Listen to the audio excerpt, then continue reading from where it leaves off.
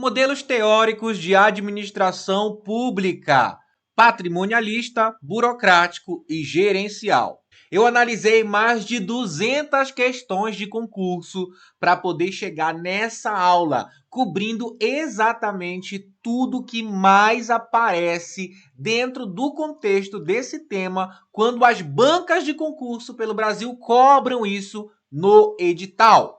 Eu sou o professor Alan Gestão e hoje a gente vai fazer algumas questões, a gente vai cobrir toda a parte teórica. Essa provavelmente vai ser uma aula um pouco extensa, eu estou prevendo isso, mas que vai ser muito completa. Então, se o seu edital contém lá modelos de administração pública ou modelos teóricos de administração, você vai se dar bem, mas muito bem, assistindo a essa aula. Eu sou o professor Alan Gestão e vamos começar.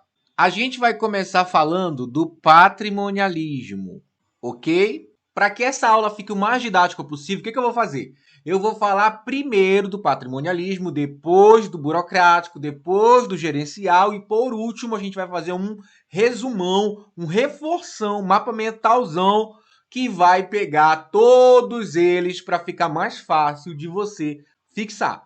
Além disso, eu vou te mostrar também pegadinhas comuns que caem em concursos relacionados a esse tema, beleza? Vamos lá! Como sempre, toda vez que a gente começa a estudar um assunto, a gente começa pelo conceito daquele assunto. Ou seja, afinal de contas, o que é o patrimonialismo? E nesse conceito eu quero que você entenda 4 coisas. Vamos lá. 1, 2, 3, 4. O primeiro ponto é como o Estado é tratado dentro desse modelo. Vai te ajudar a entender. Como que o Estado é tratado dentro do patrimonialismo? Vou refazer aqui e colocar assim, ó, tratamento do Estado. Basicamente, no patrimonialismo, o Estado é uma extensão do poder do soberano. Nessa forma de administrar o Estado, nesse modelo teórico de administração, o governante, que normalmente era um rei, é um imperador, porque é uma forma absolutista, é uma forma antiga de governo, ele vai utilizar o Estado para estender o seu poder. Por isso que a gente fala que é uma extensão do poder do soberano, daquele que está no poder. Vamos lá. Além disso, não há separação entre público e privado. O rei não olha o que é do Estado como sendo do Estado. Ele olha como sendo dele. Então ele faz o que ele quer. Não tem essa distinção. Ah, isso aqui é do Estado, isso aqui é meu. Ele é o rei, ele é o imperador. Para ele, tudo é dele. Então, começa por aí, tá? O que acontece? O patrimonialismo é uma forma de extensão do poder aonde não se enxerga, do poder do soberano, aonde não se enxerga o que é do rei, o que é do imperador e o que é, de fato, do Estado. Confusão entre o público e o privado. Vamos lá. E essa não separação, ela leva a algumas práticas. Práticas essas que ainda existem hoje no Brasil. O nepotismo, que é quando você coloca familiares e tal, amigos, em cargos públicos. Corrupção.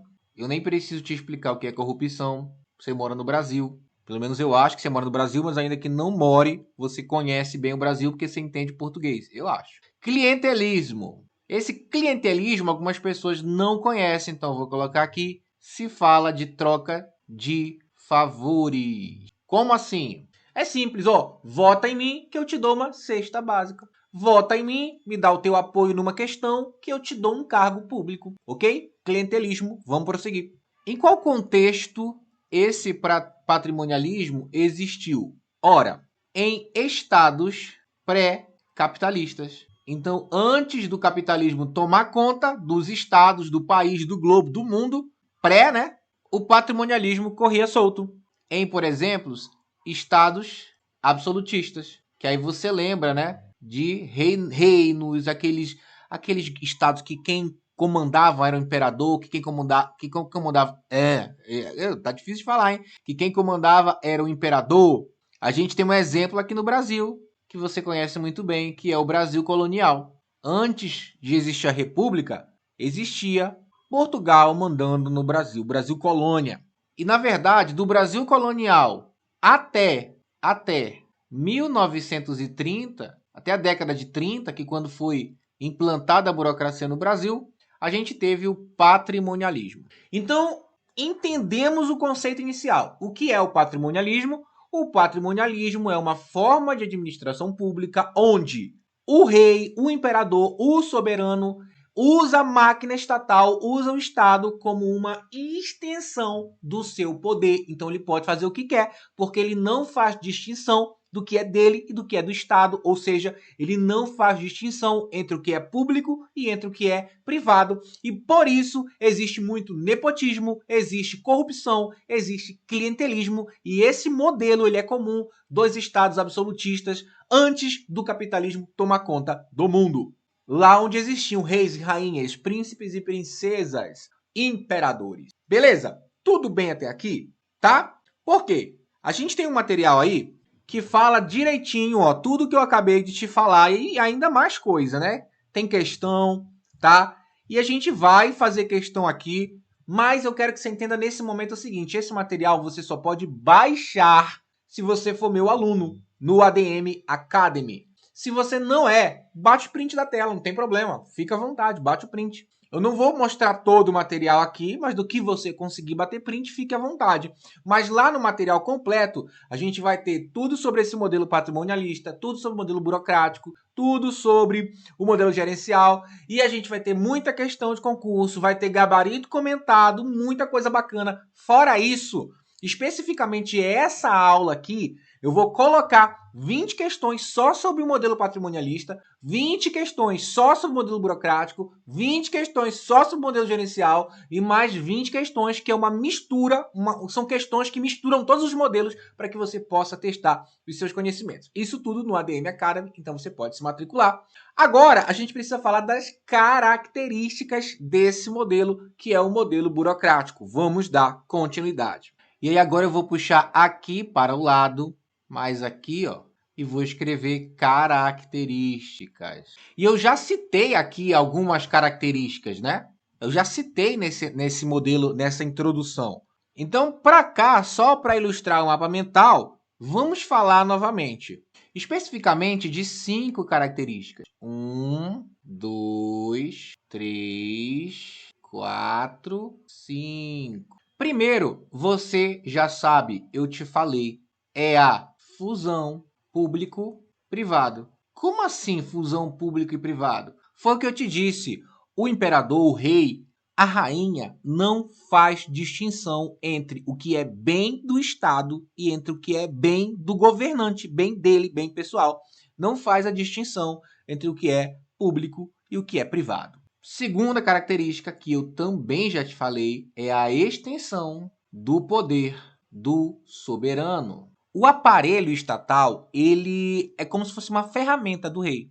Então aqui a gente tem uma parada muito interessante dentro desse assunto que costuma cair em concurso, que é o que ele chama de, vou colocar aqui, ó, os cargos públicos, eles são vistos como, eles têm um nome chamado de prebendas. Grava essa palavra aí, prebendas. Por conta dessa extensão do poder do soberano e quem ele coloca lá, imagina o seguinte, quem te colocou aqui? Ah, quem me colocou foi o rei.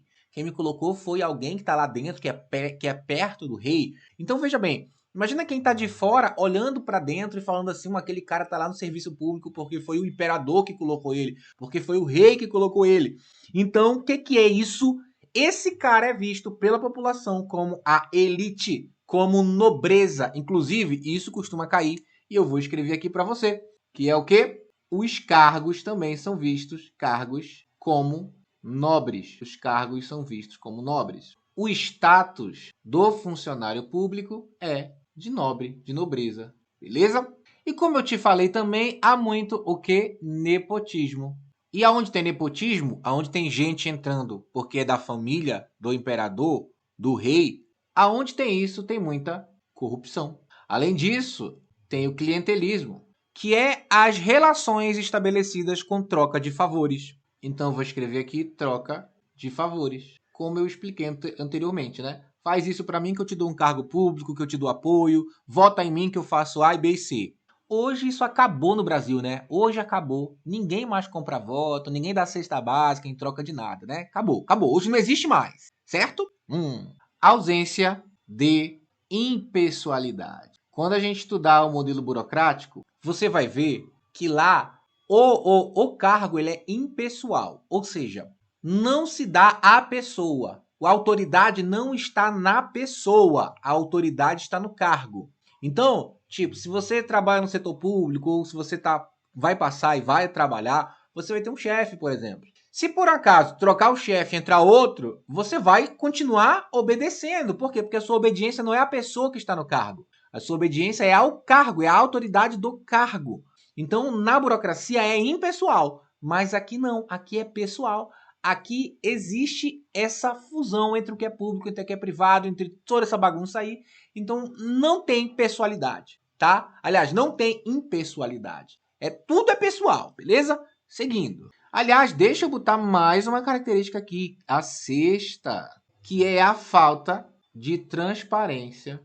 Ou seja, o governo faz e a gente não fica sabendo. E também a falta de profissionalização. O que é profissionalização, gente? Hoje, para você entrar e assumir um cargo público, você precisa o quê? Ser um especialista naquela área, passar no concurso, ter mérito.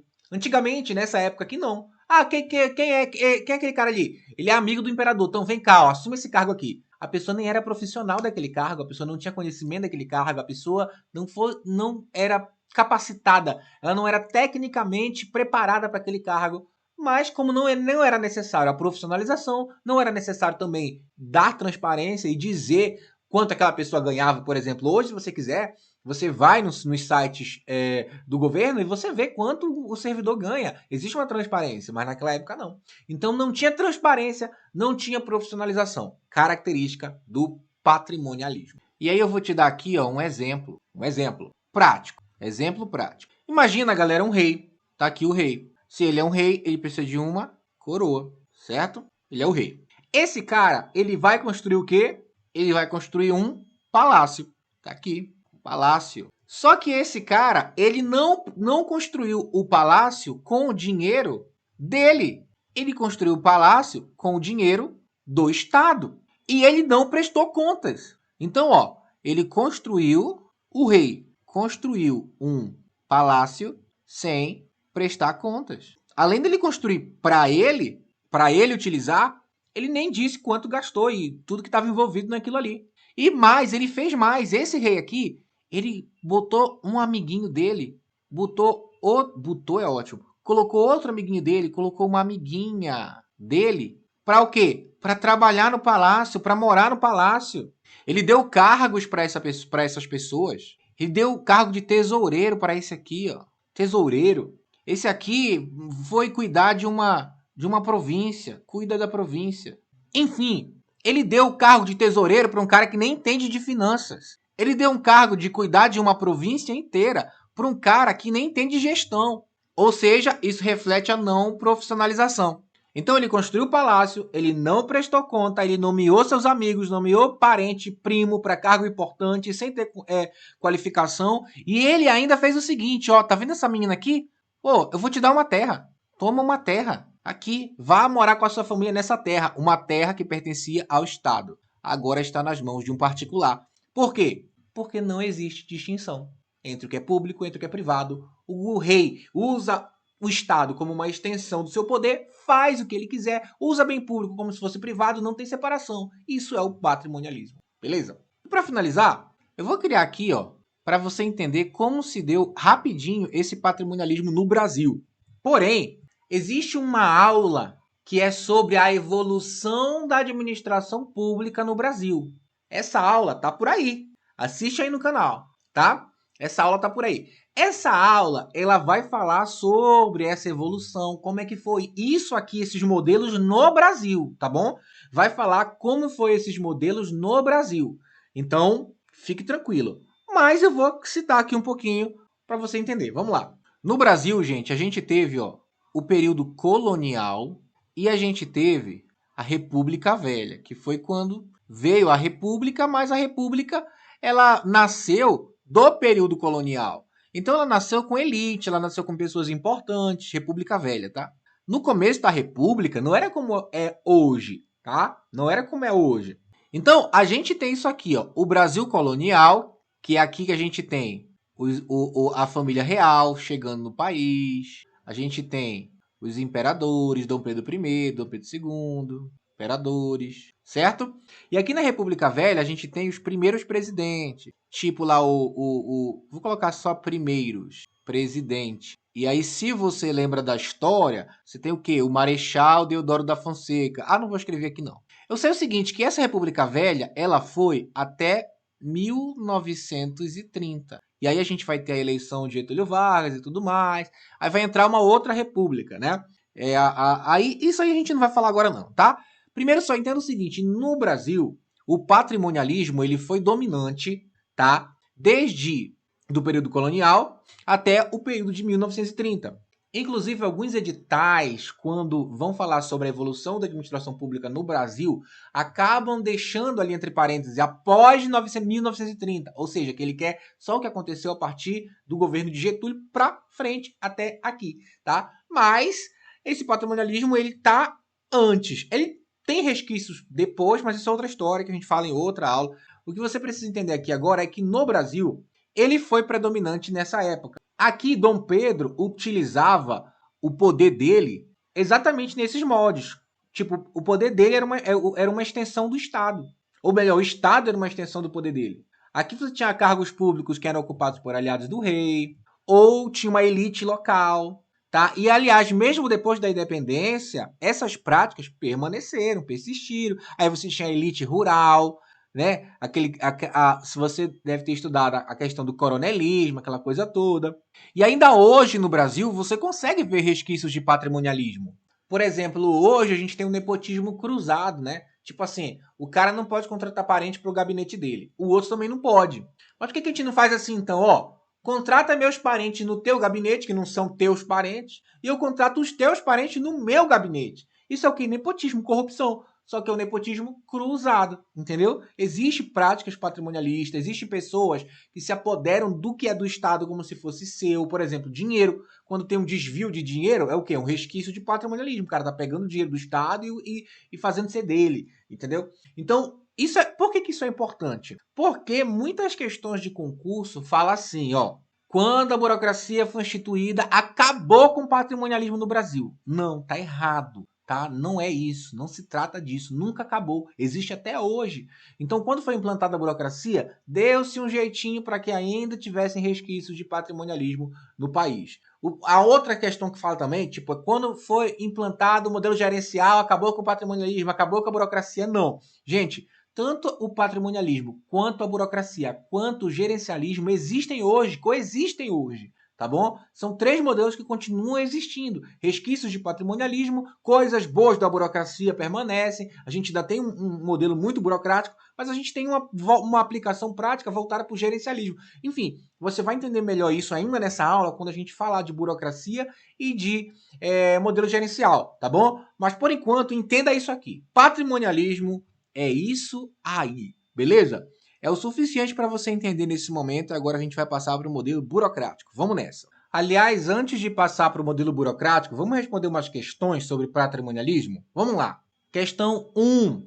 Essa é da FGV, hein? O pessoal costuma dizer que a FGV é uma banca difícil. Eu vou te dizer, de fato é. Mas essa questão é fácil. Vamos lá. O chefe de departamento da Secretaria de Educação do município X, temendo a reprovação de seu filho na disciplina de matemática na escola, oferece ao professor um cargo em comissão, na secretaria, em troca de uma ajudinha na prova.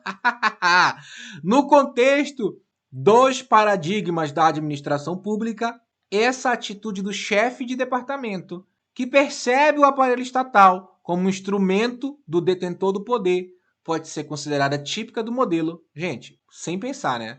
Patrimonialista, tá bom? Mas olha só que interessante, olha só. O que esse cara faz aqui, né? Ele tenta, então, o quê? Oferecer um cargo ao professor em troca de uma ajuda. Isso aqui é o quê? Uma troca de favores. Isso aqui é o que nós chamamos de clientelismo. Beleza? Vamos fazer mais uma. Questão 2. É característica de um Estado patrimonialista a não possuir distinções entre os limites do público e do privado. Já tá certo, né? Já tá certo. Aí vamos ver as outras só para desencargo de consciência. B. Voltado para resultados. Não, voltado para resultados a gente vai estudar mais na frente, é administração gerencial. Serve-se de descentralização e de incentivo à criatividade e inovação. Isso aqui também é administração gerencial. Presume que políticos e funcionários públicos sejam merecedores de grau limitado de confiança. Também não. Até porque, veja bem, como grau limitado de confiança, se o cara dá um cargo até para quem não tem nem como é que fala? Nem tem capacidade para aquele cargo. Lembra do nosso exemplo? Ele dá uma tesouraria para um cara que nem entende de finanças. Então, ele confia tudo na mão do povo, não tem grau limitado de confiança, beleza? Aí, olha só. Questão 3, 4 e 5, você faz aí por conta própria, beleza? Agora sim, vamos falar da administração do modelo burocrático. Vamos nessa.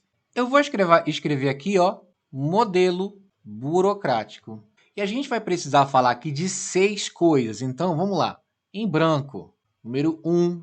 Em amarelo, número 2. Número 3, 4, 5, 6. A primeira coisa é dar aquela introdução básica e falar de alguns conceitos. Bom, é lógico que existe uma aula aqui minha falada assim, ó, modelo burocrático, aliás, teoria burocrática da administração. Qual é a diferença dessa aula, teoria burocrática da administração, para essa aula, modelo burocrático de administração, tá? Se você estudar, você vai ver que não é que tenha uma diferença, tá? Não é que tenha uma diferença. Por quê? Porque quando a gente fala de teoria burocrática, a gente pega justamente as ideias de Weber e traz essas ideias para dentro do contexto da administração. Só que dentro do contexto da administração como um todo, principalmente voltado para organizações, empresas, qualquer tipo de organização, na verdade, mas a gente foca lá em falar de uma maneira geralzona e tal. Aqui a gente vai falar dos mesmos princípios, da mesma coisa, é capaz de ser a mesma coisa. Só que a gente vai colocando ela mais dentro de um modelo dessa matéria, que é a matéria de administração pública, tá? Então, essa é a principal diferença. Mas se você já estudou comigo, se você já viu a aula lá de modelo de teoria burocrática da administração, você vai ter muita facilidade de entender isso aqui. E você vai ver, ó, isso aqui eu já vi lá, isso aqui eu já vi lá, isso aqui eu já vi lá, tá? Mas lembre-se, eu estou colocando essa aula aqui dentro de um contexto de administração pública. Então, tanto que as questões são questões de um contexto de administração pública. Então, fica aqui comigo e vem entender. Vamos lá. Como conceito introdutório, vamos falar então do autor. Quem foi o autor? Você já está careca de saber que é Max Weber. Esse cara aqui foi que pensou na burocracia. Tudo que a gente estuda de burocracia é baseado ali nas ideias dele, tá bom? A burocracia, galera, ela vai buscar, ó, basicamente 3 coisas. Racionalidade, quer dizer, vamos pensar racionalmente, de maneira formal, como que vai aplicar a administração nas organizações. Eficiência, então a burocracia foi feita para ser eficiente. Então por que é lenta? Por conta de uma coisa chamada disfunção da burocracia, que a gente vai falar já já, tá? Mas a burocracia inicialmente ela foi pensada por Max Weber para ser rápida, para ser eficiente, para gerar economia, entendeu? Até para prever decisões ela foi gerada, ela foi criada, pensada. Então ela foi criada para ser eficiente, tá? Vamos lá. E impessoalidade. Ela foi criada para não ser focada na pessoa. Justamente por quê? Porque a burocracia, gente, ela foi pensada para acabar com o patrimonialismo. Não acabou com o patrimonialismo, mas foi pensada para isso. Então, se o patrimonialismo ele tinha essa característica pessoal do gestor utilizar o cargo público como se fosse dele, na burocracia a gente tem essa separação e coloca isso como impessoal. Ou seja, o cargo não é dele. A autoridade não é dele, é a autoridade do cargo. As coisas não são dele, as coisas são do Estado. Então faz essa separação dentro da burocracia, beleza? Vamos lá. Inclusive a gente pode escrever isso aqui, ó. Surge como resposta ao patrimonialismo. Isso aqui, quando você estudar a evolução da administração pública no país, você vai ver, no Brasil, você vai ver que justamente o Getúlio Vargas trouxe essa burocracia para tentar acabar com o patrimonialismo, tá bom? Aí a gente tem, cara, que a autoridade na burocracia é chamada de racional legal. O que significa isso? Significa que dentro do modelo burocrático vão existir regras. O modelo burocrático tem muita regra, tem muita norma, tem muita lei. Aqui no modelo burocrático não é como no modelo patrimonialista, aonde, por exemplo, digamos, você nasce você nasce num estado onde já tem um rei. Aquele rei, ele domina o estado, domina você, a sua família, seus amigos, porque sempre foi assim. A autoridade daquele rei é uma autoridade tradicional. A gente vai falar sobre esses tipos de autoridade mais lá na frente. Mas basicamente você nasceu, já era assim. Quando você nasceu na sua família, já tinha seu pai, já tinha sua mãe. Se você for um índio, quando você nasceu na sua aldeia, já tinha lá o pajé, já tinha lá o líder da tribo. Isso é o quê? O que se chama de dominação tradicional. Na burocracia, como ela busca romper com esse tipo de coisa, ela vai ter o que a gente chama de dominação racional legal, que é o que eu estou falando aqui. Ou seja, você só obedece às regras porque existe norma, existe lei. Por exemplo, aqui no país, o nosso presidente ele é eleito. Existe o quê? Existe todo um contexto político de pessoas que colocaram ele lá. Quando você nasceu, o presidente de hoje não estava lá. Ele foi colocado. Então, ele tem um domínio baseado na lei. Ele pode fazer aquilo por conta de regras, por conta de normas, por conta de lei. É o que a burocracia vem trazer, beleza? Vamos lá. E aí, agora a gente vai falar de características. Aliás, não, é isso mesmo. A gente vai falar de características. Vou colocar aqui, carac. E eu quero falar especificamente de 7. Então, vamos lá. 1, 2, 3, 4, 5, 6, 7. A primeira característica da burocracia, gente, é ter o caráter legal. O que significa que dentro da burocracia, como foi dito aqui, é um sistema racional legal. Dentro da burocracia, as decisões são baseadas em leis, estatutos, regras, normas, tudo isso para tentar regulamento, tudo escrito. É tudo para quê? Para que tenha uma previsibilidade, uma uniformidade, uma segurança. Então, por exemplo, aqui na burocracia, um servidor público ele só vai ser promovido se ele tiver o requisito ali nas regras, nas leis para ser promovido. Então, a burocracia ela tem esse caráter legal. Segundo, impessoalidade. O que significa, gente, que dentro da burocracia as decisões não consideram laços pessoais, a amizade. Por exemplo, o cara não vai ser promovido só porque ele é amigo do gestor, do diretor dele. Não pode, a burocracia não permite. Ah, professor, mas isso aí na prática acontece. Tudo bem, mas o que cai na tua questão, tá? Não é a prática. O que cai na tua questão é a teoria. A burocracia foi feita para ser impessoal. Não existe esse caráter da relação. Vou escrever. Já que é impessoal, então não considera laços pessoais. Outro ponto, a burocracia ela tem uma parada chamada hierarquia. A hierarquia dentro da burocracia é muito forte, a hierarquia de autoridade. O que significa? Significa que existe uma cadeia de comando clara. Eu vou desenhar aqui nesse espaço, mas eu vou ter que apagar depois, tá? Mas basicamente entenda, por exemplo, se esse aqui é o chefe, eu vou ter uma hierarquia e abaixo dele eu vou ter outras pessoas. E abaixo dessas pessoas eu vou ter outras pessoas. E assim sucessivamente, tá? Então a hierarquia, que a gente chama de hierarquia de autoridade, uma hierarquia é quando você organiza as coisas por ordem de importância. Então, quando você faz isso, aí você classifica, né? Hierarquia do quê? A hierarquia de recurso material, hierarquia de dias, hierarquia do que é mais que prioridade fazer, o que eu tenho que fazer logo. Você tem a sua hierarquia. E aqui é a hierarquia da autoridade, ou seja, quem tem mais poder. Autoridade e respeito a poder. Se você quer entender melhor esses conceitos básicos de administração, tem um curso aqui chamado Fundamentos da Administração. Lá eu explico melhor o que é hierarquia, o que é divisão do trabalho, o que é autoridade, responsabilidade, etc. Tá? Então, esses conceitos estão lá. Aqui eu quero que você entenda o seguinte: a hierarquia é uma característica da administração burocrática, beleza? Vamos lá. Então eu vou colocar aqui escrito cadeia de comando clara. Existe também a divisão racional do trabalho.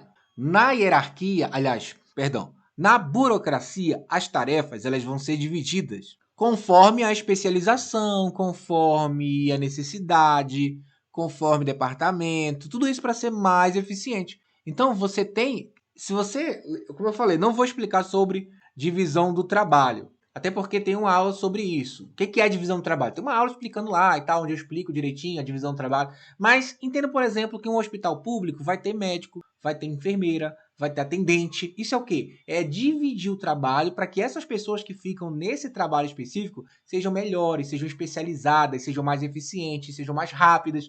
Isso é o que a burocracia tenta trazer, né? Algumas vezes traz, outras vezes nem tanto, mas tenta trazer essa divisão do trabalho para que as coisas funcionem melhor, mais rápido, de maneira mais eficiente, beleza? Vamos lá. A burocracia traz, galera, o que a gente chama de profissionalismo, e esse conceito de profissionalismo, ele está muito ligado ao conceito de meritocracia. Então, basicamente, o que significa? Por que profissional? E por que meritocracia? Profissional porque quem passa em concurso público precisa estar capacitado. É por isso que você faz uma prova. Você não é uma pessoa que foi escolhida pelo governante. Você é uma pessoa que estudou, que se capacitou, que tem uma formação. Você é um profissional. Você merece, meritocracia. Você merece. Isso aqui é interessante. Uma vez eu vi um meme na rede social falando assim, o concurso público é a forma de ingressar, de ter um trabalho mais burocrático que existe. Você faz uma prova, quem for melhor entra. É muito bacana isso, porque realmente isso é o seguinte, quem merece é quem é o melhor, é quem é mais profissional, quem é mais capacitado, é quem estudou mais. Que nem você que está estudando pra caramba para passar no seu concurso. Então essa ideia de mérito, eu mereço, ela é trazida pela burocracia. Antigamente, lá no patrimonialismo, o governante, o Dom Pedro I, quem quer que fosse, colocava quem ele queria. Ou seja, aquela pessoa, ela não era colocada no governo por mérito, mas sim por relação de amizade, de proximidade com o governante, o que não acontece aqui. Essa é uma das características da burocracia. Vamos lá. Formalidade. Na burocracia, tudo é formal, mas especificamente, é só eu falar de lei, de estatuto, de regra, você já entende que existe essa formalidade, mas especificamente nas comunicações. É o que eu quero citar agora. O que significa isso, tá? Toda decisão, todo processo, tudo é documentado por escrito, tudo é para garantir transparência, tudo é rastreável, aí tem o ofício, aí tem um documento que vai para lá, que vai para cá. As comunicações são formais, as comunicações tudo tem um documento oficial, tipo, sei lá, vai dar um parecer administrativo. Existe esse parecer administrativo, que é um documento para comunicar alguma coisa. Ele vai ser inserido no sistema oficial. Então, dentro da burocracia, não existe aquela coisa de falar no corredor, vamos fazer assim. Não existe aquela coisa, não, manda um e-mail, manda um documento, o que é que tem que fazer? Isso é característica da burocracia. Muitas vezes é por isso que gera a disfunção da burocracia, né? O que é a disfunção? É quando acontecem problemas, eu posso dizer assim, existe um problema por esse excesso de formalismo, tá? A gente vai falar mais na frente. Mas ser formal, ter essa formalidade nas comunicações também é característica da burocracia, beleza? Vamos lá. E aqui, gente, diferente do modelo burocrático, existe a separação entre público e privado, tá? Existe a separação, quer dizer, o patrimônio, ele é distinto. O rei, o governante, o prefeito, o presidente, o governador, ele vai ter que fazer a distinção entre o que é dele e entre o que é do povo. Ele não pode usar o recurso do Estado para fins pessoais. Um servidor, por exemplo, não pode usar o carro oficial do governo para ir no supermercado. Recentemente eu fiquei sabendo, aqui cá entre nós, tá? Eu tenho uma pessoa no governo que eu conheço, e essa pessoa, o que aconteceu? Ela me contou um caso, que foi o quê? Uma servidora utilizou um carro oficial para ir no enterro de um conhecido, de um parente. Não pode. Isso é o quê? Isso é resquício de patrimonialismo. É usar o bem público como se fosse privado, mas a burocracia ela vem para fazer essa distinção, tá bom? Beleza? Ok, vamos lá. E quais são as vantagens do modelo burocrático, né? O que é de vantagem, afinal de contas? Vamos lá. Eu vou citar 4 das que eu mais vi em concurso, tá? 1, 2, 3, 4. Primeiro, previsibilidade. A burocracia é muito previsível, gente. Por quê? Porque tem muita lei, tem muita regra, tem muita norma. Vou tomar uma decisão. Essa decisão talvez já esteja até escrita antes da pessoa tomar. Por exemplo, decisões semelhantes que já foram tomadas muitas e muitas vezes, elas já foram documentadas. Ah, se acontecer isso, você faz aquilo. Se acontecer aquilo outro, você faz aquilo outro. Então, esse monte de processo, de lei, de regra, de norma, faz com que seja previsível o que acontece. Faz com que haja uniformidade. E essas uniformidades reduzem as incertezas, certo? Outra vantagem, combate à corrupção. A burocracia dificulta a corrupção. Uma vez que tudo tem que ser documentado, tudo tem que ser registrado, é mais difícil para as pessoas, para os governantes fazerem isso. Aí tudo bem, voltando àquele assunto, eu não vejo toda essa dificuldade. Realmente, o que a gente enxerga hoje na prática é diferente do que você está estudando, mas a burocracia foi feita para ter essa vantagem. E sim, apesar de existir muito resquício do patrimonialismo, governante tomando conta do que é público, como se fosse seu, como se fosse privado, a burocracia, ela dificulta sim esse processo, tá bom? Vamos lá. A burocracia, como eu falei, ela foi feita para ser eficiente. Então, ela traz essa eficiência operacional, que só não acontece por conta das disfunções da burocracia. Por exemplo, a divisão do trabalho, que eu citei bem aqui, ó, ela ajuda para que os departamentos sejam mais rápidos, tá? Embora você vai ver, por exemplo, que muita gente se apega a regras, se apega a formalismos. Você vai num lugar e ela te pede um monte de documento, ela emperra um pouco as coisas para você. Mas isso são disfunções que a gente vai ver logo na frente, tá? Mas a eficiência operacional ela ainda é uma vantagem da burocracia. E outra é a estabilidade. Estabilidade organizacional. A burocracia, através da sua hierarquia, por exemplo, através das suas regras claras escritas, elas vão assegurar que a organização se estabeleça, continue, independente de mudança política. É por conta da burocracia de tudo ser documentado é que a gente consegue trocar de governante o tempo inteiro. Por quê? Porque como já está tudo documentado, já sabe o que fazer, as coisas estão rolando, todos os processos, você consegue tirar uma pessoa e colocar outra. É diferente quando não tem isso, tá? Quando não tem isso, a pessoa fica perdida. O que eu vou fazer? Não está nada documentado, nem nada escrito. Eu posso falar por mim mesmo, por exemplo. Eu assumi como síndico desse condomínio. Sou síndico aqui do condomínio onde eu moro, tá? A minha habilidade de gestão, aquela coisa toda, eu fui colocado como síndico. Quando eu assumi, o síndico anterior me passou um papel dizendo, ó, isso aqui são as contas a pagar, tá?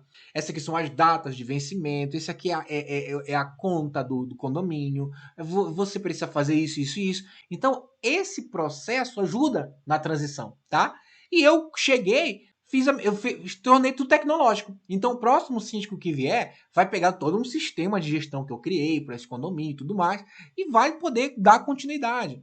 É diferente dele chegar e assumir e simplesmente não saber o que fazer porque não tem nada documentado. Então, a burocracia, ela dá essa estabilidade, tá bom? Na administração pública, beleza? Vamos lá. Agora, gente, tópico importantíssimo, tá? Disfunções da burocracia. Sabe por que a burocracia se tornou sinônimo de lentidão, de morosidade, de demora? Por conta das disfunções. Porque esse monte de regra, as pessoas começaram a se apegar às regras. Elas começaram a se apegar a essas formalidades. Me dá um copo de água aí, tá? Cadê o ofício para eu te dar essa água? Quer dizer, as pessoas elas começaram a exagerar. Então, elas começaram a se apegar a regra, regulamento, tudo, a resistir a mudanças, sabe? Por conta dessas regras. E aí, isso que se chama de disfunção, que são os problemas que a burocracia criou, certo? O próprio Max Weber sabia que quando ele criasse esse modelo, poderia acontecer essas coisas, né? Ele até falou lá no livro dele. Bom, a questão é que, quais são esses problemas que a burocracia causa? É isso que a gente vai ver agora. Eu vou citar os 5 principais, então vamos lá.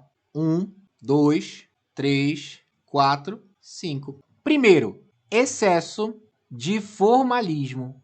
É tudo tão formal. Tudo tem que ser assim, tem que ser B, tem que ser C. É um apego à regra, é um apego à norma, é uma rigidez, é uma dificuldade de se adaptar. Por exemplo, digamos assim, o processo administrativo está rolando, aí falta um documento.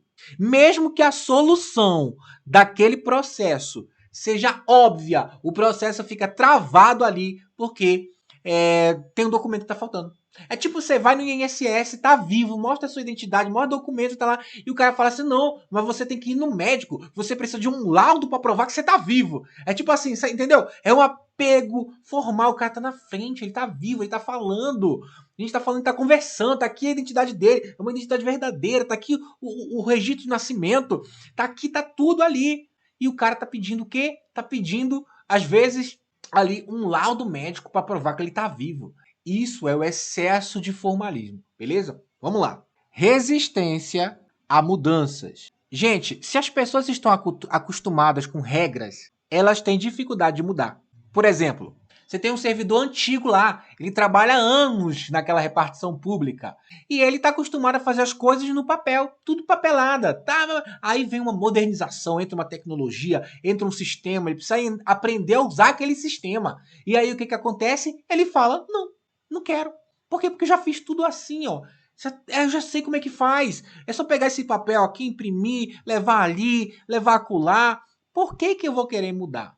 Então, existe uma dificuldade de inovação, de criatividade, por conta dessa resistência. Eu lembro, já trabalhei com um carro comissionado uma vez na Câmara dos Deputados, e eu lembro que a gente precisou mudar uma vez a nossa maneira de gerir as coisas. A gente saiu de um modelo tradicional e ia usar um sistema e utilizar um método ágil chamado Scrum. Eu lembro que teve uma facilidade para mudar, mas de algumas pessoas eu vi alguns resquícios de, eu não quero, a gente já faz tudo assim. Essa resistência à mudança, ela é muito comum na burocracia. Vamos lá. Internalização de normas. É tipo assim, é quando as regras, elas não são mais um meio, elas se tornam um fim. É quando um servidor, por exemplo, ele vai ali seguir um regulamento, ainda que esse regulamento esteja obsoleto, simplesmente por ignorar o interesse público. Aliás, para que isso fique mais claro, costuma cair em concursos não exatamente internalização das normas, mas apego às regras. A pessoa, em vez de querer resolver o problema da outra que está indo lá naquele órgão público, ela está preocupada de seguir a regra tudo direitinho. Às vezes a solução é óbvia, mas ela quer seguir a regra, ela quer seguir a norma, aquilo está dentro dela. Não, como é que faz isso? Faz isso, o primeiro passo é esse, o segundo passo é esse, o terceiro passo é esse. Então, você veio aqui, tá, beleza. Isso aqui é um negócio do excesso de formalismo também. Você tem que pegar esse documento aqui, você tem que levar no órgão tal, receber uma assinatura, levar no cartório, aí você volta aqui. Isso é o quê? E a pessoa internalizou isso. Ela não quer ajudar, ela quer seguir a regra. E isso é um problema. Vamos lá. Autorreferência.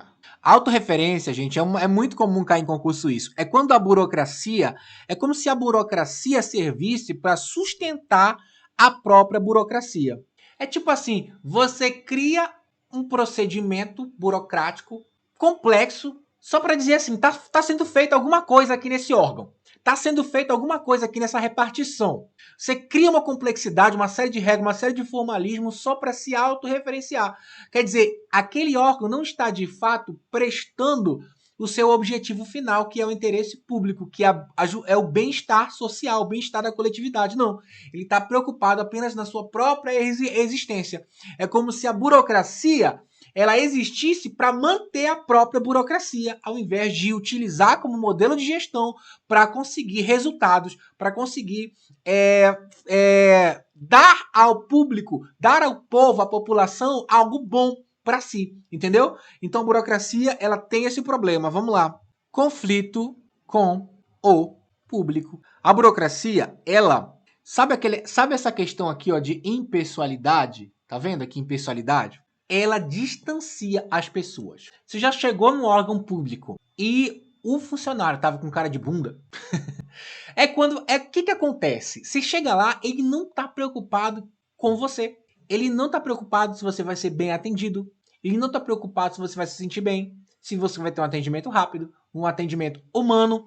Ele não tá preocupado. É impessoal, a impessoalidade às vezes parte da pessoa para a própria pessoa que tá sendo atendida, tá? Então chega lá, é só mais uma pessoa. que está passando ali. O que ele vai fazer? Seguir as regras, seguir o formalismo e pronto, tá aqui, toma, vai-te embora. Então, existe esse problema. Existe, sabe, quando você vai num departamento público e enfrenta um monte de fila e todo mundo tá nem aí pra você tá naquela fila. Por quê? Porque a fila, ela é normal, ela é uma regra, já se faz tanto tempo ali aquela fila, toda vez acontece, ninguém tá preocupado em resolver aquele problema. Tá entendendo? Então, essa é a situação que você encontra, essas são as principais disfunções da burocracia. Se você pensar em dificuldade de mudança, você já enxerga isso, beleza? Vamos prosseguir. Tipos de dominação. Isso aqui foi cunhado por Weber, tá? Basicamente, essa aqui é bem simples de entender, não vai nem demorar. Vamos lá, eu não vou nem aparecer aqui para explicar para você. Existem 3 tipos de dominação. 1, 2, 3. A dominação tradicional, você nasceu, já era assim. Essa dominação, ela é baseada em costume, ela é baseada em tradição, em cultura. Ela é um poder herdado. Como eu dei o exemplo lá do patrimonialismo, quando as pessoas nasciam, já existia o rei, já existia o imperador. Quando o imperador morria, quem assumia era o filho dele. Então a autoridade ela é herdada, ela é tradicional. Você vê muito isso em monarquia. Você também vê isso em tribos indígenas e etc. Na verdade, dentro da sua própria casa, quando você nasceu, a sua mãe, o seu pai já estava lá. Ou a pessoa que cuidou de você já estava lá. Você sempre viu aquela pessoa como uma autoridade, mas uma autoridade tradicional. Aquela pessoa que cuidava de você, ela não foi eleita para cuidar de você. Ela não te conquistou com carisma. Ela simplesmente, você nasceu e ela já mandava, já era assim. O que existe é a segunda, que é justamente essa que eu citei agora, carismática. Quer dizer, a pessoa assume esse papel de autoridade através do carisma que ela tem. Ela é baseada na qualidade pessoal do líder, certo? Então depende muito da personalidade do líder. Você vê muito isso, por exemplo, em líderes revolucionários, líderes religiosos. Sabe o Che Guevara? O Che Guevara, ele assumiu e tal aquela questão da revolução por conta da habilidade. Hitler é um exemplo perfeito de habilidade carismática. Com carisma, ele foi conseguindo estabelecer a autoridade dele. Você vê isso em muito político, tá? Tipo, tem gente que ama o Lula, tem gente que ama o Bolsonaro. Por quê? Porque gosta dele. A autoridade que foi exercida sobre eles é carismática. E olha, é interessante, porque, mas o Lula, ele é presidente, hoje, né, eu gravo essa aula, o Lula é presidente do país. A autoridade dele não é racional legal? Sim, a autoridade dele sobre a população é racional legal. Vou até escrever aqui. A terceira, é racional legal, certo? Só que, para muita gente, o Lula, ele não é só o presidente do Brasil. O Lula é um pai, o Lula é um herói, o Lula é um deus para muita gente. Então as pessoas votam nele não só porque elas têm que votar de maneira racional, elas votam porque amam o cara, porque foram completamente conquistadas pelo cara. Se você olhar para os petistas, os petistas foram completamente conquistados pelo Lula. Então isso é o quê? É um tipo de autoridade carismática. O Bolsonaro é a mesma situação. Muita gente gosta do Bolsonaro, não é porque ele foi o presidente, tá? Porque ele conquistou aquela pessoa com carisma, conquistou com um jeito de ser, que a pessoa gostava, enfim, conquistou com promessa, o que quer que seja. É uma autoridade carismática. Já a autoridade racional legal, que eu já até coloquei aí, e não vou nem voltar para falar, é simplesmente a pessoa foi colocada lá porque existem regras que a colocaram lá. Por exemplo, o presidente Lula, ou qualquer um que venha a ser depois, foi colocado lá porque alguém votou. Aquela autoridade dele é racional. Você, quando você for assumir o seu cargo público, você vai crescer, né, lá dentro, você vai ser chefe, uma hora você vai ser chefe. Se você já não entrar como chefe, aquela autoridade lá que você tem não foi conquistada tradicionalmente, nem pelo seu carisma. Foi conquistada porque você seguiu a regra, seguiu a lei, passou no concurso, entrou naquele cargo. Aquele cargo tem uma lei que fala sobre o que você vai fazer. Então, é racional legal, tá bom? Esse é o tipo de dominação que a gente trata na burocracia. É justamente a dominação racional legal, beleza? Vamos nessa. E aí, só para finalizar, a gente coloca a burocracia no contexto brasileiro. No Brasil, gente, a burocracia ela foi consolidada na era Vargas. Isso você estuda melhor em evolução da administração pública no Brasil, que a gente vai ver aqui. Não nessa aula, em outro momento. Mas basicamente ali, ó, de 1930 a 1945, a burocracia foi consolidada no Brasil.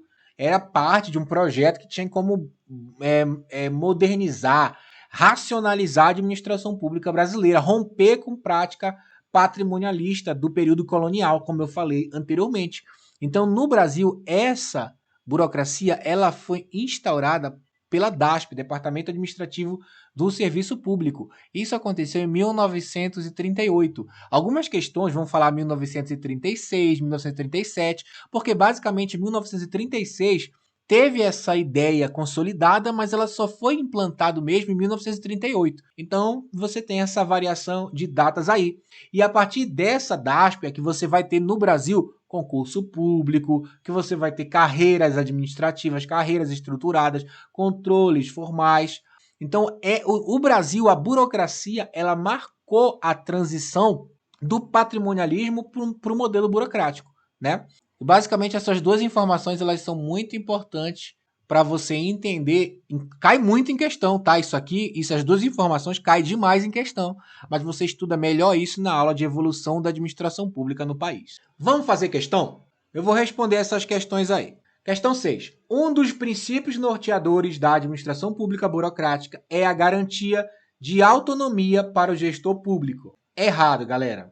Isso aqui é interessante, porque veja, o modelo burocrático, gente, ele é centralizado. Centralizado. Por que tá tão ruim escrever aqui? Porque eu não consigo escrever com a caneta aqui, eu escrevo com o mouse. Aí fica bem ruim. Mas o modelo burocrático, ele tem essa característica de ser centralizado. Inclusive, eu vou ter que encaixar isso aqui em algum lugar. Deixa eu voltar aqui. Deixa eu encaixar bem aqui, ó. Vou encaixar bem aqui, ó. Vou colocar um 8 aqui, ó. Centralização. O que é o centralizador?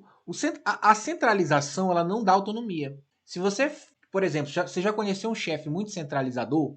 Você trabalhou com uma pessoa que é muito centralizadora, você não consegue fazer nada. Por quê? Porque tudo quem faz é ela. Tudo está centralizado no chefe. Eu quero imprimir um papel. Chefe, posso imprimir o papel? Eu quero, sei lá, comprar um bombom na rua. Chefe, posso comprar um bombom na rua? Eu quero ir no banheiro me limpar. Chefe, posso comprar papel higiênico? Tudo está centralizado no chefe. A burocracia traz essa característica centralizadora. O contrário do gerencialismo, que já descentraliza. Então, quando você descentraliza, você dá autonomia para as pessoas. Mas quando você centraliza, você não dá essa autonomia. É por isso que essa questão está errada. Questão 7. O modelo burocrático se propunha a reger os agrupamentos sociais, por meio de regras, estatutos, regulamento, documentação, obediência hierárquica, formalidade, impessoalidade, tudo o que a gente falou aqui, certo? Então, questão certa. Aí você tem a questão 8, a questão 9 e a questão 10. Bate print aí, se você quiser, ou então entra no ADM Academy, se matricula para você baixar todo esse material. Lá no final tem um gabarito comentado. Essa questão 8, 9 e 10 você vai fazer sozinho. E agora a gente vai falar sobre o modelo gerencial. Se você está gostando dessa aula e está no YouTube, dá um like. Se você está gostando dessa aula e está no ADM Academy, deixa um comentário aí embaixo, tira suas dúvidas, pergunta, faz um elogio, faz alguma coisa. Não me deixa falando sozinho, tá? No momento que eu faço essa aula, eu tenho só 185 inscritos nesse canal. Mas eu tenho certeza, a minha aula é muito boa, modéstia à parte. Meus materiais são muito bons. Eu tenho certeza que isso aqui vai estourar. Mas enquanto não estoura, deixa seu comentário para ajudar, beleza? Beleza? A gente se vê. Então, eu tô terminando, já ia terminar a aula. Tu é doido? Vamos falar do modelo gerencial, galera. E lógico, a gente vai para a nossa tela. E agora a gente entra no modelo gerencial. O modelo gerencial você também pode chamar de paradigma pós-burocrático. Vamos lá. Bom, até esse momento, galera, eu não usei a palavra paradigma. Eu acho interessante, porque o que acontece? Veja bem, o que é um paradigma? Paradigma é um conjunto de ideias. Então, em determinado momento, por exemplo, vamos lá. Você lembra da banheira do Gugu na década de 90? Lembra que passava lá o Tiririca ali tentando pegar o sabão daquelas mulheres que estavam todas de biquíni e ele se aproveitava delas, né? E vira e mexe, caía ali um biquíni e aparecia alguma coisa aqui, aparecia uma coisa acolá. Você lembra do Jean-Claude Van Damme, quando ele foi no Gugu e ele ficou lá excitado com a Gretchen? Você lembra disso? Você lembra que tudo isso aconteceu num domingo em horário nobre? Num domingo onde tem criança assistindo? Você lembra disso? O que isso tem a ver, professor? Bom, de acordo com as ideias da época, de acordo com a maneira como se pensava naquela época, de acordo com o paradigma da época, aquilo era normal. Eu lembro, eu era criança, eu lembro que a gente olhava aquilo, mas não via nada demais. Hoje, se uma criança vê isso, é totalmente diferente. Hoje, se a gente como pai, eu sou pai, se a gente como filho, se a gente como mãe, se a gente vê isso, é outra situação. Isso dá problemática. Por quê? Porque as ideias de hoje são diferentes. As construções de pensamento de hoje é diferente. A sociedade enxerga, a interpretação da realidade é diferente. O paradigma de hoje é diferente. E aí, então, quando eu falo de paradigma pós-burocrático, que é o que normalmente uma palavra que é usada nas questões, não se usa paradigma patrimonialista, não se usa paradigma burocrático. Você pode até ver esse termo sendo associado a isso aí em algum momento, mas raramente.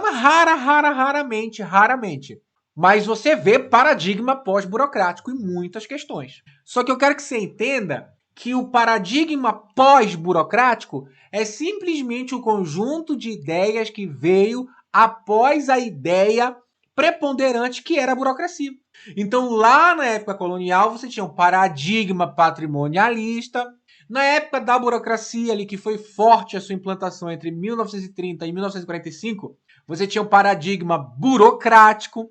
Depois começou-se a ter eu não sei se começou-se a ter, tá certo falar, mas veio então a ideia de que a burocracia era muito rígida por conta das suas disfunções e que precisava flexibilizar. Então, depois que a burocracia perdeu sua força, após a burocracia, pós-burocracia, vem um novo conjunto de ideias, um novo conjunto de pensamento, de interpretação dos modelos de administração pública, que foi chamado de paradigma pós-burocrático. E aí, gente, eu não quero entrar nesse método. Algumas pessoas que entendem mais do assunto, que estudaram mais a fundo o assunto, vão criar diferenciações entre paradigma pós-burocrático, administração gerencial, nova gestão pública. Vão acabar criando uma certa diferenciação, porque se você for olhar a fundo, tem uma certa diferenciação. Mas para fins de concurso público, eu quero que você encare paradigma pós-burocrático, administração gerencial, modelo gerencial, nova administração pública, New Public Management, tudo como sendo a mesma coisa. Trata-se do modelo gerencial, que é o que a gente vai falar agora. O modelo gerencial, então, é uma nova forma de enxergar a administração pública, tentando se desvencilhar das amarras da burocracia, tentando focar em resultados. Agora que eu introduzi o assunto para você, vamos para a tela. Então você já sabe que o modelo gerencial, ele também, vou levantar aqui para cima, escrevi aqui introdução, certo? Ele também vai ser conhecido como nova gestão pública, o NGP, ou se você quiser colocar isso aqui em inglês, New Public Management. E isso aqui, essa nova gestão pública, ela vai ser uma evolução, tá? Uma evolução, eu vou escrever isso aqui, ó, evolução significativa na administração pública. Por que evolução significativa? Porque a gente saiu do patrimonialismo, um jeito arcaico de enxergar as coisas, passou pela burocracia, um jeito rígido de enxergar as coisas, e agora a gente está num jeito que precisa ser mais rápido, precisa focar em resultado, precisa ser mais flexível, mais descentralizado, porque a gente está passando por um período histórico de globalização, neoliberalismo, mercado forte, precisa de resposta mais rápida, administração pública, então não pode ser lenta. Então, essa ideia de administração pública gerencial é para revoluir, é para revolucionar. É uma evolução significativa na maneira de gerir o bem público. Vamos lá. E, gente, no Brasil, vou colocar aqui, ó, no Brasil, isso aconteceu ali a partir da década de 90, que é quando a gente vai ter a reforma do aparelho do Estado. Aí tem toda a questão do Bresser Pereira, aquela coisa toda que a gente não fala nessa aula de maneira aprofundada, porque isso trata-se da aula de evolução da administração pública no Brasil. Professor, toda hora você fala sobre essa tal evolução da administração pública no Brasil. Deixa eu te explicar uma coisa. Eu poderia dar essa aula de modelos patrimonialista, burocrático, gerencial, dentro da aula evolução da administração pública no Brasil. Poderia dar. Poderia começar a falar todo o contexto histórico e como as coisas foram acontecendo e inserindo os conceitos de patrimonialismo, burocracia, gerencialismo dentro da matéria. Eu falaria tudo que eu estou falando aqui, só que já dentro da matéria de evolução. Porque nessa matéria a gente fala sobre as reformas, a gente fala sobre um pouco mais sobre o histórico, a gente vai falar sobre a Constituição de 88, retrocesso, a gente já fala um monte de coisa. E eu poderia inserir esse contexto, assim como já fiz em outro momento, em aulas presenciais que eu dei, coloquei tudo junto para ser mais rápido, até porque no presencial eu preciso ser mais rápido. Só que o que acontece, galera? A forma mais didática de te ensinar é primeiro te fazer entender quais são os modelos, quais são as características dele. Porque aí depois, quando eu for falar de evolução da administração pública no Brasil, que é uma outra aula, eu não preciso explicar mais nada. Eu só preciso te fazer lembrar. Eu não preciso detalhar nada. Entende? Então, baseado nisso, eu só cito algumas coisas aqui de datas, porque faz parte da outra matéria. Entendeu? Então, beleza. Então, sabendo isso agora, vamos lá. A administração pública gerencial surgiu como resposta ao modelo burocrático. Entenda, assim como a administração pública burocrática, o modelo burocrático, surgiu como resposta ao patrimonialismo, o modelo gerencial surgiu como resposta à burocracia. Por quê? Porque se a gente for olhar, por que a burocracia nasceu? Por conta das práticas patrimonialistas, de ter aquela confusão do que era público e privado, do rei usar o seu poder, o Estado como uma extensão do seu poder, pessoas ali sendo colocadas no serviço público de qualquer maneira, sem profissionalização, sem capacitação. Aí a burocracia surgiu. Só que a burocracia, ela trouxe outro problema, que foi o excesso, o rigor formal das coisas, o excesso de formar aquelas disfunções que a gente falou agora. Então, tudo se tornou lento. E aí surgiu o gerencialismo como resposta a essa lentidão da burocracia, para tentar fazer as coisas ser mais eficiente, mais rápida. Por quê? Porque o mercado já estava pedindo isso, porque o contexto histórico estava pedindo isso, assim como a gente vai ver já já. O gerencialismo surgiu no seguinte contexto, galera. Num contexto de crise fiscal, num contexto de ineficiência. Por conta da lentidão da burocracia, os serviços públicos, ele era extremamente ineficiente, devagar, lento, moroso, não se conseguia fazer muita coisa para avançar. E aí, o modelo burocrático entrou em crise. As regras rígidas entraram em crise. O formalismo entrou em crise. Surgiu a globalização. Empresas começaram a não ser apenas locais, mas globais. A abertura econômica, bolsa de valores, aquela coisa toda fervendo, foi pedindo uma nova forma de administrar. Ou seja, houve uma mudança de paradigma. Havia uma pressão por serviços públicos de qualidade. Havia uma pressão por qualidade na administração pública. Você entendeu? Burocracia, rigidez demais. Ineficiência demais. O mundo está mudando. Uma empresa que é local agora passa a ser global. Práticas de mercados que afetavam somente uma localidade agora passam a afetar o mundo inteiro. Pede-se mais velocidade na administração pública. Muda-se a ideia, o conjunto de ideias daquela época, a interpretação da realidade, o paradigma. Isso pede uma nova gestão pública. A nova gestão pública, New Public Management. E aí entra o gerencialismo, com as suas características que a gente vai falar agora. Tá para cá e escrever características. Caraca, você já entende, né? E aí eu preciso citar 8 características. 1, 2, 3, 4, 5, 6, 7, 8. Primeiro, agora existe o foco no cidadão cliente. O cidadão agora, ele não é só um cara que está por aí. Ele agora, ele é visto como um cliente. Ele não é só uma pessoa que faz parte do povo, da população, não. Ele é um cliente, ele é uma pessoa que consome serviços públicos. Essa maneira de olhar para ele é uma maneira característica da administração privada. A privada é quem tem cliente. A gestão privada tem essa prática de sempre tentar fazer o melhor para o seu cliente. Então, trouxe, eu acho que eu estou falando errado esse bagulho de trouxe-se. Que negócio de trouxe-se? Então, veio para... Gente, perdoe o meu palavreado, é que eu sou muito simples, tá? Então, às vezes, eu sou tão simples que as minhas aulas se tornam simples. Porque eu uso palavras muito simples, muito do povo assim, tá bom? Então, se eu falar alguma coisa errada, ignora. Eu sei que para um instrutor é importante ser polido, ser educado, ser culto. Mas se eu falar alguma besteira, ignora, tá bom? Então, o que acontece? Foco no cidadão cliente agora. O cliente, o cidadão, ele é visto como um cliente. Ponto. Primeiro ponto. Vamos lá. Segundo, ênfase em resultados.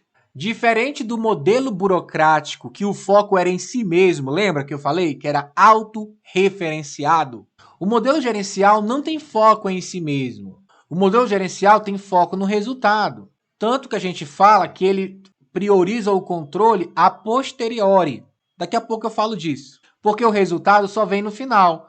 Então, eu só vou ver se alguma coisa deu certo olhando para o resultado e não olhando para o meio. Diferente da administração pública burocrática, que a gente diz que o controle é a priori. Por quê? Porque ela é focada em si mesma, focada nos meios, nos procedimentos. Então, aqui, como o foco é resultado, você vai ter o quê? A avaliação de desempenho, você vai ter indicadores, você vai ter ferramentas de gestão, da gestão privada, que vai ser trazida para a gestão pública.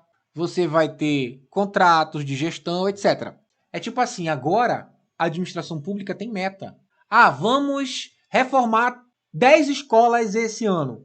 É uma meta. Antes não tinha isso, beleza? Vamos lá. Descentralização e autonomia. Se você não sabe o que é centralização e descentralização, eu te peço para ver a nossa aula de Fundamentos da Administração. A gente tem um curso completo de Fundamentos da Administração que fala todos esses conceitos básicos e você pode ver lá se você não tiver dúvida. Mas entenda, a burocracia era centralizada porque concentrava o poder em poucas pessoas. Já a administração pública gerencial, ela quer pegar o poder e descentralizar, transferir para mais pessoas. Então a gente tem aqui a ideia de autonomia. Quer dizer, lembra daquela ideia do chefe? O chefe que faz tudo, agora o chefe não faz tudo, o chefe delega. Então, dentro do setor público, vai ter essa maior delegação e as pessoas que estão ali cuidando das tarefas vão ter mais autonomia para fazer o que precisa ser feito.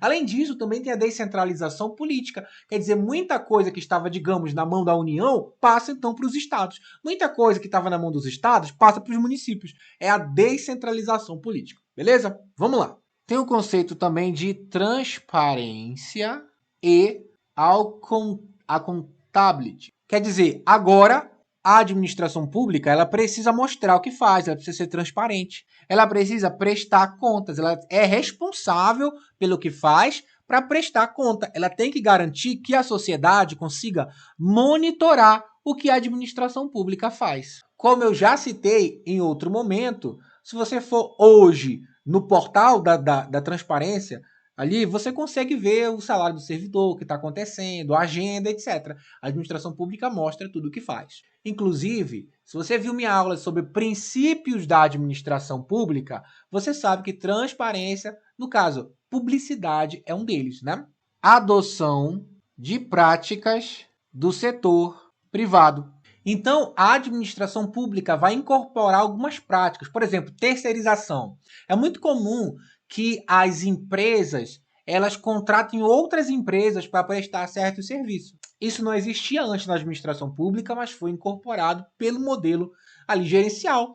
Então, por exemplo, um órgão público, ao invés de ter seus próprios servidores públicos para limpar o órgão, podem contratar uma empresa terceirizada. Essa terceirização ela faz parte da característica dessa adoção de práticas do setor privado. Além disso, privatizações também não deixa de ser, controle por resultado, Essas ideias que são da administração privada vêm sendo trazidas para a pública. Se você quer mais detalhes sobre isso, já tem uma aula aqui que é gestor público versus gestor privado, convergências e divergências. Você pode assistir, porque vai te ajudar a entender melhor a característica de um e de outro, como eles têm em comum e o que eles têm de diferente, tá bom? Vamos lá. Redução do tamanho do Estado. Bem, o modelo gerencial, ele vai trazer a ideia de um Estado regulador. Eu vou até escrever aqui. Estado regulador. Eu te aconselho a ver a nossa aula, onde eu explico, onde eu falo estado de bem-estar social. Você vai entender o seguinte, que depois da Segunda Guerra Mundial, principalmente, daquela crise também lá de 1930, enfim, vários momentos, houve a necessidade do Estado intervir diretamente na economia. Como que o Estado interfere na economia? De muitas maneiras, mas principalmente produzindo. Então, por exemplo, quem é que vai prestar quem é que vai prestar serviço de energia elétrica? O Estado. Aí o Estado produz energia elétrica. Quem é que vai prestar serviço de telefonia? É o Estado. Aí o Estado tem várias empresas para prestar telefonia. A gente tinha, por exemplo, sou do Pará, a gente tinha o Telepará. A gente tinha várias empresas que foram privatizadas, a Celpa lá também. Pô, agora eu fiquei em dúvida se a Celpa foi privatizada ou sempre foi privatizada. Tô em dúvida, não importa. Se alguém lembrar aí, você fala. A questão é que existiam... O Estado, ele prestava os próprios serviços. Serviços econômicos. Então, o Estado provia muita coisa. Era a ideia do Estado produtor, do Estado executor. Só que aí, conforme foi mudando o paradigma, a gente está entendendo, está estudando essas situações de paradigma. Estamos no paradigma pós-burocrático. Conforme foi mudando, foi tendo o entendimento de que o Estado não deveria prover tudo. O Estado não deveria prover a 100% educação, saúde, previdência social, assistência social. O Estado não deveria produzir em todas as empresas, ele não deveria atuar fortemente na economia. O Estado de bem-estar social atuava fortemente na economia. Então, para isso, o Estado precisava ser grande, precisava ter muitos órgãos, muitas empresas, muitos serviços, precisava ser enorme. Isso dava muito gasto, o Estado tinha que manter muita coisa, precisava de muito dinheiro, certo? Aí, o que acontece? Muda-se essa ideia e agora a gente tem a ideia do Estado regulador. É o Estado que ele não produz, ele não executa, ele não interfere direto na economia.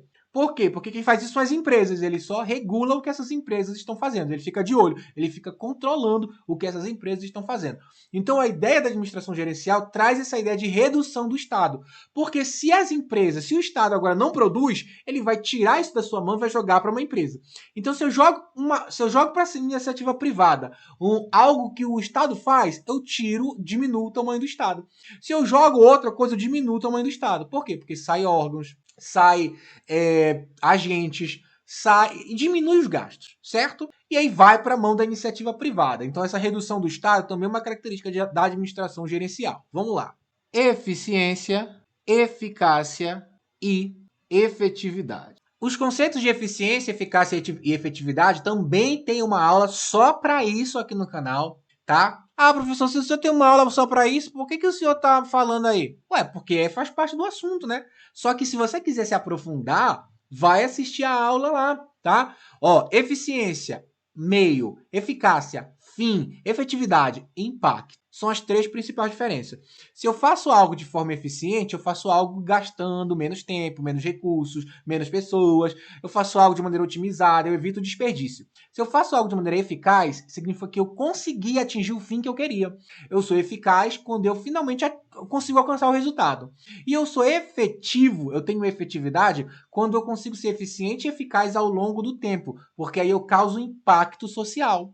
Então, por exemplo, levando em consideração a vacinação contra a Covid no Brasil, a eficiência é fazer com que essas vacinas cheguem rápido à população, que não tenha perda dessas vacinas. Por exemplo, a gente viu muito caso de vacina se perdendo porque alguém esqueceu de ligar a energia.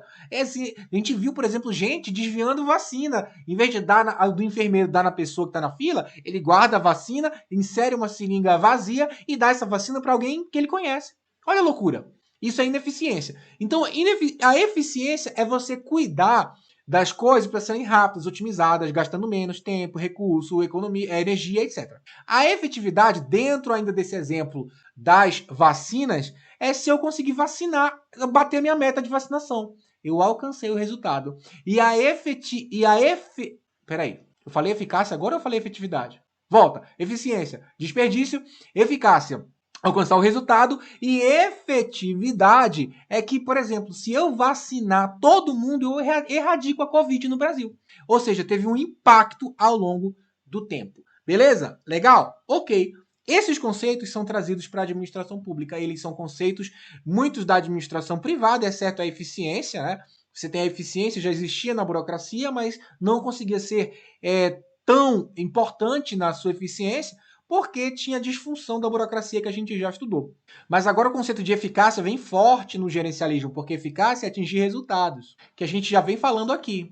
E a gente também fala disso na aula sobre gestão pública versus gestão privada, tá bom? Vamos lá, prosseguindo. Controle a posteriori. O que é esse controle a posteriori? Veja bem, o controle é uma maneira de você ver se algo está dando certo. A burocracia tinha um controle a priori. Por quê? Porque ela era voltada para os próprios meios, ela era voltada para si mesma, ela era autorreferente. Então, seu controle estava nas suas próprias regras e regulamentos. Então, o controle era feito, a regra já era feita para que, quando fosse usada, já tivesse o próprio controle. Agora, a administração pública é a posterior, após, depois. Então, posterior é por quê? Porque você só consegue ver o resultado depois que tudo passou. É posterior ao que você fez. Então, você fez algo e agora você vai saber se aquilo deu certo, você vai controlar olhando para o resultado, que é o que traz aqui a característica da administração gerencial. Por isso, controle posterior, a posteriori, beleza? Vamos lá. E aí, a gente tem os estágios, ou você também pode chamar de fases, dessa administração gerencial. São 3. Primeiro, gerencialismo puro. Segundo, consumerismo. E terceiro, Public Service Orientation. Sim, é em inglês mesmo. Também chamada de PSO. Que é basicamente essas 3 maneiras, é a forma como se enxergava o usuário do serviço público, sabe? Então, por exemplo, você vai ter você pode enxergar o usuário do serviço público de várias maneiras, tá? Você pode nem enxergar ele, você pode enxergar ele como um cliente, um cara que só consome, consumerismo, ou você pode enxergar ele como um parceiro, um cara que também participa. Essas diferenças é que fazem a visão dessas fases. Em um primeiro momento, o foco, vou colocar aqui, tá? Em um primeiro momento, o gerencialismo não se preocupou tanto com o cidadão, com o usuário. Então, ele focou o quê? Focou só na eficiência. Ah, bora ser eficiente. Ah, vamos fazer tudo com menos custo, reduzir custo. Ah, vamos trazer práticas da gestão privada. Você vê, ele não está preocupado em olhar para o usuário da maneira correta. É como exatamente isso, se o usuário fosse apenas o usuário e ponto final. Então aqui no gerencialismo puro, você vai ter prática como privatização, você vai ter criação de agências para fazer essa regulação. Lembra aqui, ó, redução do tamanho do Estado, Estado regulador. Aí vai se criar agências, vai ter contrato de gestão, vai ser criado, por exemplo, o que a gente chama de PND, que é o Programa Nacional de Desburocratização, que vai eliminar processos que estão redundantes ali na administração pública. Então, nesse momento, o usuário é só um usuário. Mas nesse momento aqui, consumerismo, nesse segundo momento, o usuário ele passa a ser visto como um consumidor. Ou seja, esse cara consome o serviço. Esse cara ele tem direito a ter um serviço de qualidade. Por quê? Porque ele é um consumidor. Direito à qualidade.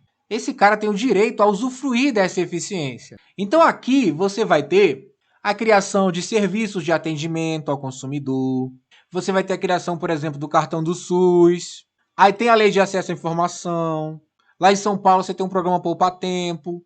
Tudo para fazer o quê? Para dar um serviço de maior qualidade ao usuário do serviço público. Então aqui o usuário era só um usuário. Aqui ele é um consumidor. Ele é um cliente. Aliás, não vamos usar essa palavra cliente, tá? Vamos usar a palavra consumidor. Embora existe essa ideia de que se ele consome, ele é o cliente, tá bom? Às vezes cai em concurso, então coloca aí também. Agora nós temos a terceira visão, que é o Public Service Orientation, E aí sim, o usuário não é um mero usuário, nem apenas um cliente, ele é um parceiro. Ele ajuda, ele é um coprodutor das políticas públicas, ele ajuda a produzir políticas públicas. Ele tem participação ativa. Aí é aqui que entra a ideia de orçamento participativo, que o usuário pode decidir, por exemplo, aonde a administração pública vai fazer investimentos. Tem a ideia de conselho de gestores, existem conselhos de gestores na saúde, na educação, aonde a população dá sua orientação. Existe consulta pública através de plataforma digital. A partir de agora, o usuário ganha voz, pode-se dizer assim. Então, olha só que interessante. Aí no material que você pode ver, se você for aluno do ADM Academy, você tem acesso a esse material, ó, até coloquei aqui, tá vendo? Gerencialismo puro, consumerismo e Public Service Orientation. Aí tem uma tabelinha aqui, ó. No gerencialismo puro, você tem o cidadão só como um usuário, uma pessoa que contribui e usa o serviço. No consumerismo, você tem o cidadão como um cara que consome o serviço, cliente. E no Public Service Orientation, você tem um cara que é parceiro, que a decisão está compartilhada. Muito tranquilo, muito de boa. Essas são as 3 fases do gerencialismo no Brasil. Costuma cair, então estuda. Vamos prosseguir.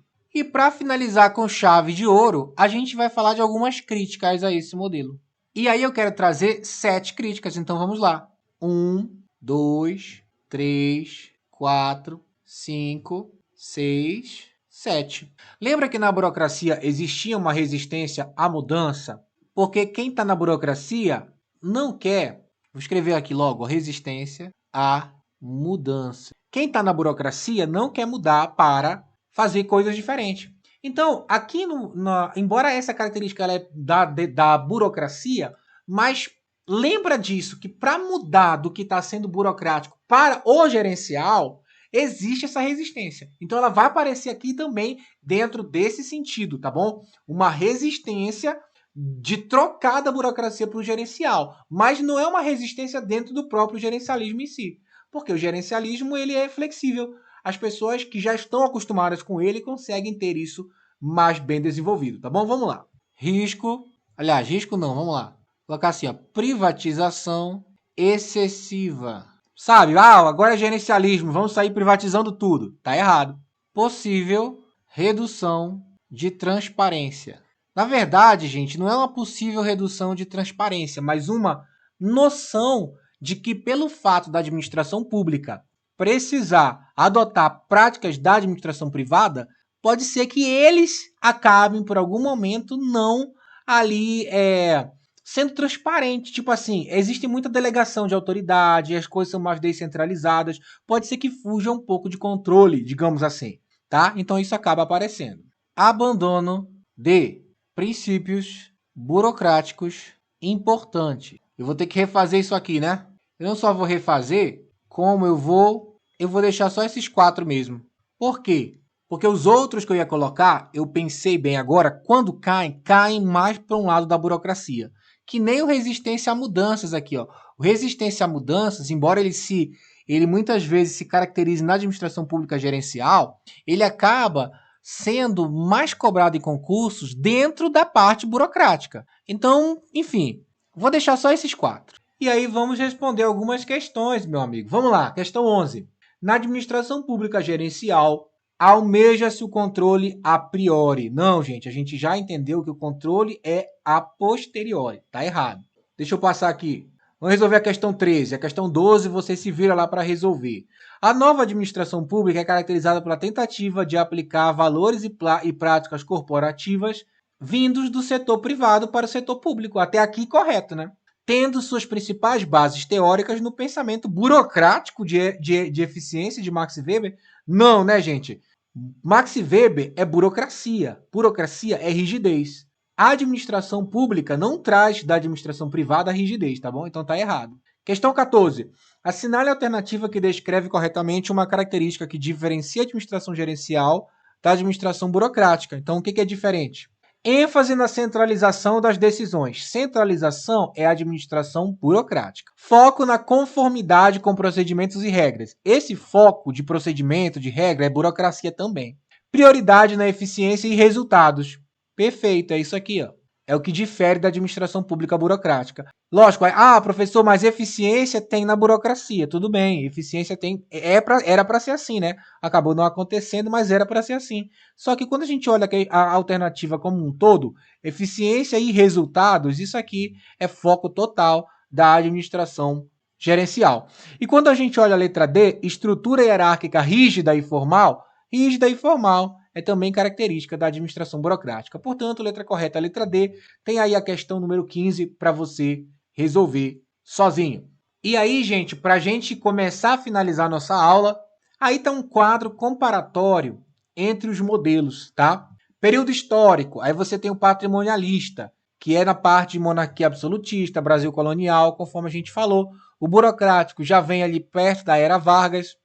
O gerencial já é a partir da reforma do Estado. Embora, quando a gente estudar a evolução da administração pública no Brasil, você vai ver que em 1967 teve o decreto número 200 de 67, que é caracterizado como uma reforma também, né? Como um primeiro momento da administração gerencial no país.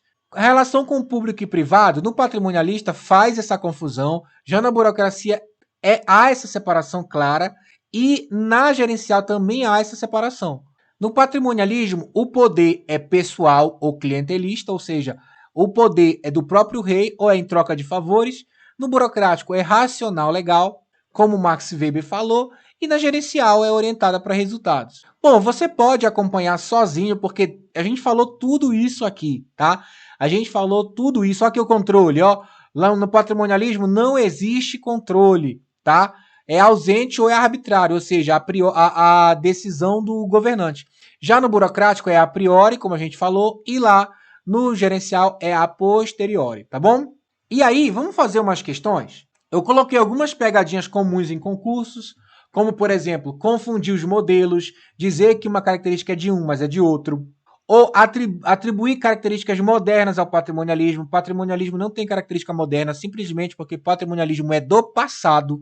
Generalizar resquícios patrimonialistas, quer dizer, é dizer que o patrimonialismo foi totalmente erradicado, superado. Isso não é verdade. A gente tem resquícios até hoje. Ele diz que a burocracia é flexível. Se falar isso também está errado. A burocracia não é flexível, a burocracia não é adaptável. Ele também costuma muito misturar o modelo burocrático com o gerencial. E tem outras pegadinhas aí. Vamos responder essa questão. Questão número 16. Ao longo da história da administração pública brasileira, 3 modelos principais foram predominantes: patrimonialista, burocrático e gerencial. Até aqui, nada demais. Considerando as características desses modelos, assinale a alternativa correta. O modelo patrimonialista busca separação entre público e privado. Já sabe que está errado. B. A administração pública burocrática é marcada pela informalidade, ou até parece. A burocracia é justamente marcada pela formalidade, tanto que até tem o excesso dela, né? Então também está errado. O modelo gerencial introduziu o foco em resultados, beleza. A descentralização, beleza. E a avaliação de desempenho como critério de gestão, beleza, perfeito. Resposta letra C. Vamos olhar as outras alternativas para desencargo de consciência. O modelo burocrático foi substituído pelo gerencial sem qualquer resquício? Não, né, gente? Hoje a gente tem um modelo gerencial, mas você ainda, por exemplo, precisa prestar concurso para entrar na administração pública. Isso é resquício da burocracia. Você precisa ser um profissional, você precisa ter mérito. Isso é resquício da burocracia. Hoje ainda tem burocracia. Você ainda tem papelada, ainda tem rigor, ainda tem. Só que está se transformando para um rigor técnico. Inclusive, todos esses 3 modelos, patrimonialista, gerencial e burocrático, eles continuam vivendo no país. Eles continuam em uso no país, todos os 3. É lógico que o patrimonialista não é usado na legalidade, né? Mas ele existe, ele tem lá, tem resquícios disso. Ele ainda existe, beleza? O modelo patrimonialista permanece como paradigma vigente no Brasil. Não, né, gente? O patrimonialismo já não é o paradigma vigente. O paradigma vigente é o paradigma gerencial, pós-burocrático, como a gente falou. Tem a questão número 17 para você responder. Tem a questão número 18 que a gente responde. Vamos lá. Os modelos teóricos da administração pública são modelo gerencial, certo. Modelo patrimonialista, certo. Modelo burocrático, certo. É correto que se afirma em 1, 2 e 3, letra E. Beleza? E aí, a número 19 você faz sozinho também. Tá bom? E a 20 também. Lembrando que, olha só, aqui ó, tem o gabarito, galera, das questões para você poder responder, tá bom? E se você quer esse material, você tem que se matricular no ADM Academy, que é a minha área de membros. Vem ser meu aluno do ADM Academy, vem fazer parte. As minhas aulas lá são ótimas, você encontra lá todo o material, você vai encontrar lá muito exercício disso aqui, tá bom? Muito exercício bacana, muito exercício legal.